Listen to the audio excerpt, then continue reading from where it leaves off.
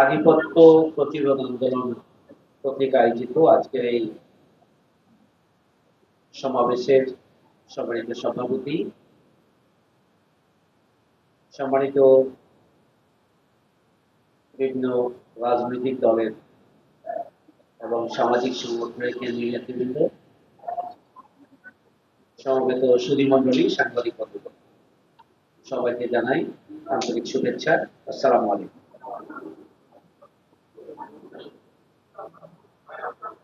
আমার বক্তব্য শুনছেন? সময় ধরে এখানে আলোচনা চলছে, আপনারা বক্তব্য শুনছেন। আমি আমার বক্তব্য লম্বা করবো ইনশাআল্লাহ, কম সময়ের মধ্যেই কথা শেষ করব। 2006 সালের 28 অক্টোবর পল্টন ময়দানে শেখ হাসিনা আধিপত্যবাদের দোসর তার আহ্বানে সারা বাংলাদেশ থেকে লগি, বৈঠা এবং আগ্নেয়াস্ত্রধারী সন্ত্রাসীরা ঢাকায় সমবেত হয় এবং সেই দিন 4 দলীয় জোট সরকারের শেষ দিন ছিল। বাংলাদেশ জামাত ইসলামীর পক্ষ থেকে পল্টন মোড়ে বায়তুল মোকাররমের উত্তর গেটে সমাবেশের আয়োজন করা হয়েছিল এবং সকাল থেকেই সেই সমাবেশের উপরে মুহুর্মুহু হামলা চালিয়ে লগি বৈঠা দিয়ে যে নৃশংসতা এবং পৈশাচিকতার উন্মাদনা সেদিন তারা দেখিয়েছিল। এই দিনই বাংলাদেশে আধিপত্যবাদী দোসর ফ্যাসিস্ট অপশক্তির যাত্রা শুরু এবং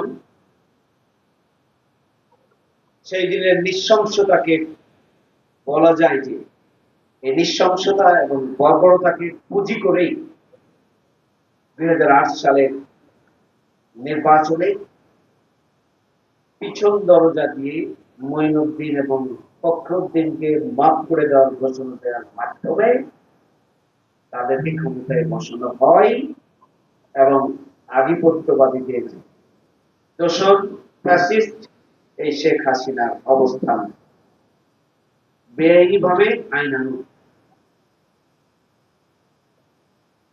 এবং এর মধ্য দিয়ে তার পর 4 বার পিছন দরজা দিয়ে 2041 সাল পর্যন্ত ক্ষমতায় থাকার স্বপ্ন বাস্তবায়নের জন্য এবং বাংলাদেশকে আধিপত্যবাদীদের অভয়ারণ্যে পরিণত করার জন্য একের পর এক বহুমুখী চক্রান্ত এবং ষড়যন্ত্র এই শেখ হাসিনা করেছে। আজকে 25শে ফেব্রুয়ারি, আগামীকালকে 26শে ফেব্রুয়ারি 2009 সালে ক্ষমতায় আসার মাত্র কিছুদিনের মধ্যে বাংলাদেশের দেশপ্রেমিক সেনাবাহিনীকে তারা দুর্বল করার জন্য পিলখানায় জঘন্য এবং নির্মম হত্যাকাণ্ড সংঘটিত করে, তার নৃশংস হত্যাকাণ্ড। এখানে তারা 57 জন সেনা কর্মকর্তাকে হত্যা করেছে, চৌকুশ এবং দেশপ্রেমিক এর মধ্য দিয়ে এক ঢিলে তারা অনেকগুলো পাখি মারতে পেরেছে। 1 নাম্বার হচ্ছে 57 জন চৌকুশ দক্ষ সেনা কর্মকর্তাকে হত্যা করার মধ্য দিয়ে গেছে স্বাধীনতার সার্বভৌমত্বের অতন্ত্র প্রহরী সেনাবাহিনীকে দুর্বল করা হয়েছে। 2, বাংলাদেশের স্বাধীনতার সার্বভৌমত্বকে নড়বড়ে করে দেওয়া হয়েছে।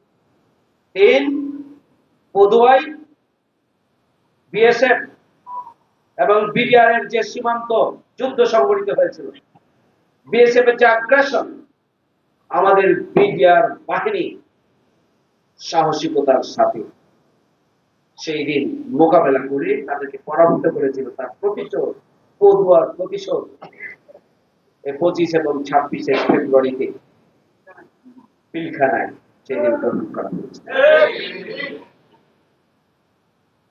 এই হত্যাকাণ্ডের মধ্য দিয়ে মূলত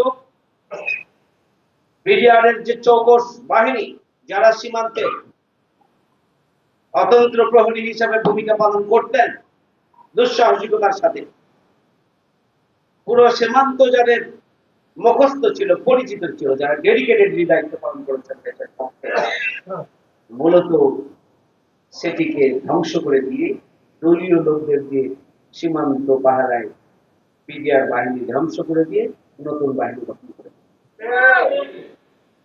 তাহলে সীমান্তকে তারা অরক্ষিত করেছিল, বাংলাদেশের সীমানা অরক্ষিত হয়ে গিয়েছিল। আপনারা দেখেছেন বিগত এই 16.5 বছরে যেভাবে সীমান্তে হত্যাকাণ্ড সংঘটিত হয়েছে, অতীতে কখনোই এভাবে সীমান্তে হত্যাকাণ্ড সংঘটিত হয়। শুধু তাই নয়, এই পিলখানার হত্যাকাণ্ডের মধ্য দিয়ে শেখ হাসিনা তার পিতার হত্যাকাণ্ডের প্রতিশোধ গ্রহণ করেছে।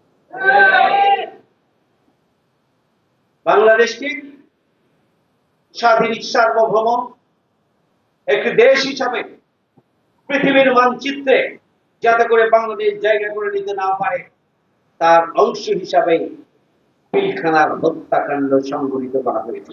সেই হত্যাকাণ্ড পরবর্তীতে জামায়াত ইসলামীর আমির মাওলানা মতিউর রহমান নিজামী থেকে শুরু করে শীর্ষ 11 জন নেতাকে জেলের ভিতরে এবং বাইরে মৃত্যুর দিকে ফাঁসি দিয়ে এবং মৃত্যুর দিকে ছেড়ে দেওয়ার যে ঘটনা, সেটি ছিল পিলখানার হত্যাকাণ্ডের সাথে খুবই সম্পর্কিত।